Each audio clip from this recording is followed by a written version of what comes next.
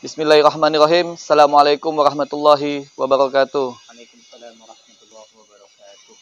Alhamdulillah senang sekali. Kali ini saya Iren Kemas kembali menemuin teman-teman semuanya. Dan di video kali ini kami kembali mengundang salah satu ustadz yang ada di kota Palembang untuk kembali menjawab pertanyaan-pertanyaan seputar ilmu agama yang sudah dilontarkan oleh teman-teman semuanya, baik melalui WA, Instagram, maupun Facebook.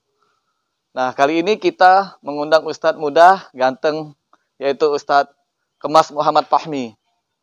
Assalamualaikum warahmatullahi wabarakatuh. Oke Ustadz, ini ada pertanyaan dari teman-teman yang bertanya nih. Apa sih hukumnya jika seorang suami sering berkata talak kepada istri? Jadi kalau dia marah, lalu bilang talak, talak, dan talak. Itu hukumnya gimana Ustadz? Oke, kaula muda yang sama-sama kita ngarep ila Allah Subhanahu wa taala. Permasalahan di dalam rumah tangga ni bermacam-macam, ya.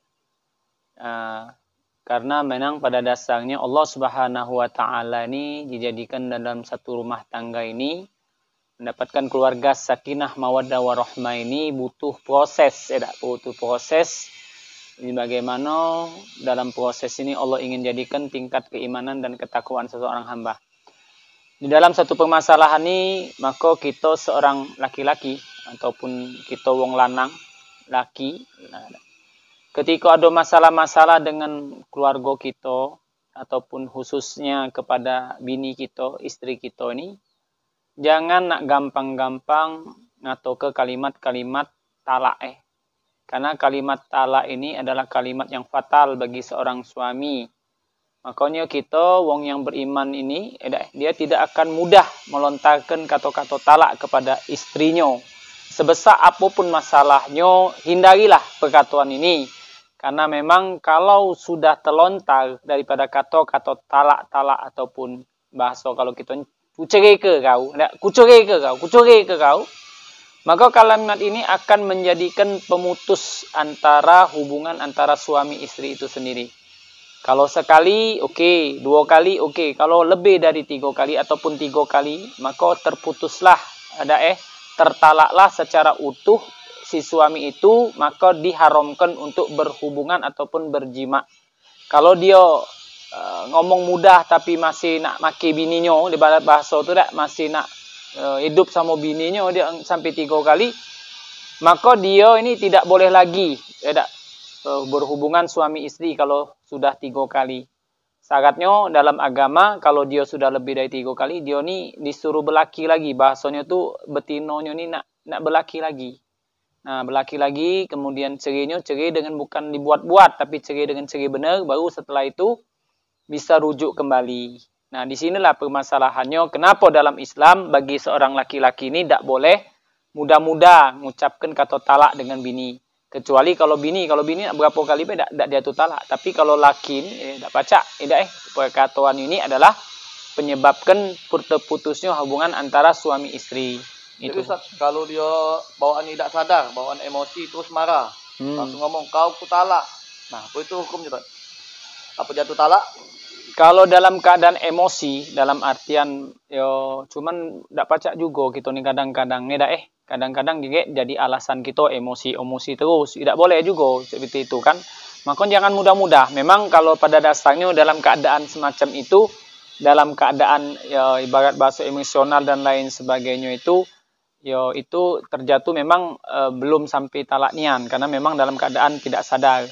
Namun jangan jadi kena satu permainan ataupun satu kebiasaan yang buruk hal yang semacam itu. Ya, kadang mau jadi nyanyian, pecah sebuah permainan.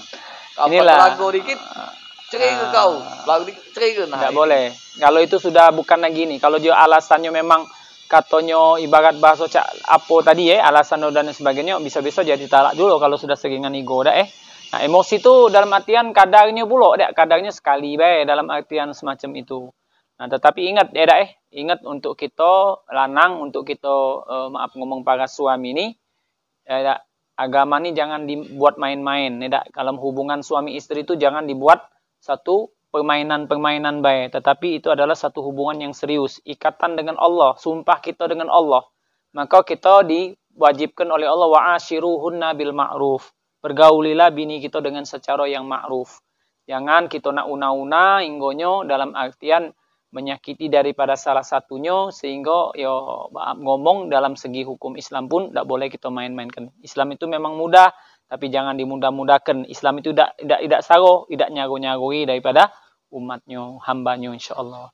Jadi kalau sudah lakinya lebih dari 3 kali, berarti hubungan suami istri dia termasuk zina itu, Ustaz? Iya.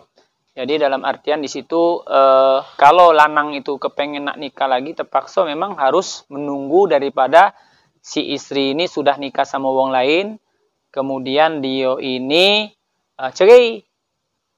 Cerai baru gitu nih. Bukan direncanakan, tidak, bukan, tapi memang secara alamiah. Bukannya sengaja dibikin ini tidak, tapi memang secara alamiah bini kita sudah ini, kemudian dia cerai dengan cerai, benar-benar cerai, kemudian barulah bisa kita ngelamar ataupun rujuk kembali kepada si istri kita.